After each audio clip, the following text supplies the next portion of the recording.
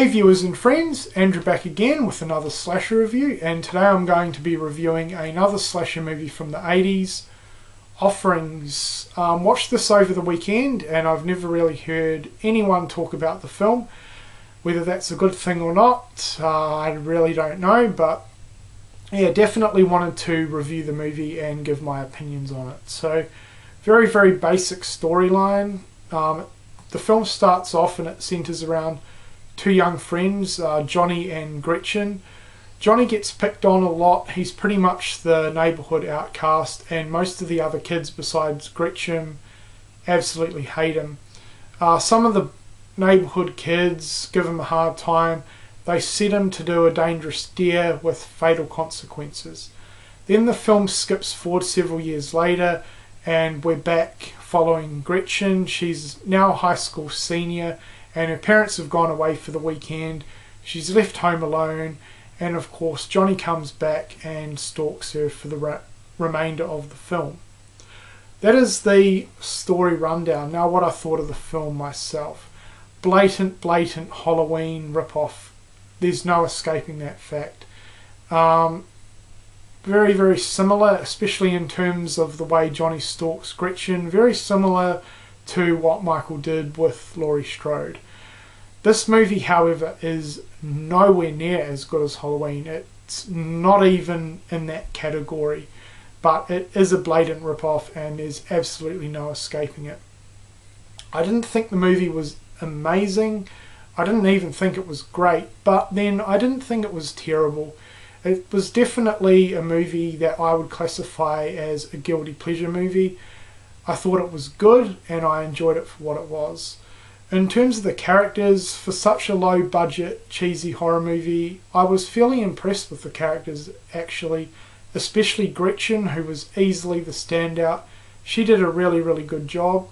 Her friends in the film, I think they portrayed their characters and roles pretty well, and yeah, overall I thought the characters were fairly good. In terms of kills, however, very lackluster, especially compared to a lot of other slashers out there. In terms of kills, definitely one of the weakest slasher films I've seen in terms of the kills. Most of the kills are done off screen with the odd blood splatter, and the body count is very low. One redeeming factor that definitely stood out to me with the film that I thought was pretty cool, after Johnny would kill his victim, he would dismember a body part and leave it lying around for Gretchen to find. I thought that was kind of something a little bit unique and pretty cool, and it sort of stood out in terms of that sort of thing compared to a lot of other slasher movies, but that was pretty much the only sort of thing that really stood out to me that I thought was fairly cool about the movie. All in all, it was fairly mediocre, but you know, as I mentioned before, a guilty pleasure of mine. So I would not recommend this movie to anyone apart from the absolutely hardcore slasher fan. If you're not a hardcore slasher fan, stay well away from the film. If you are pretty big into the genre and you haven't checked the movie out, then you know, give it a go. You may like it, you may not. I wouldn't really highly recommend the movie, but then I wouldn't discourage anyone from completely staying away from it either. And yeah, that's pretty much it. In terms of a rating, I would rate it somewhere between a 2 to a 2.5, so pretty much bang in the middle. It's not one that's going to get a lot of repeated viewings from me, to be completely honest. I am going to keep it. It is a great part of my slasher collection now, and I'll definitely give it another watch at some point, but it's not a movie that I'm going to be going back to over and over, especially with a lot of other slasher movies that are just so much better than this movie in pretty much every way. But yeah, you know, check it out if you want. You may enjoy it, you may not.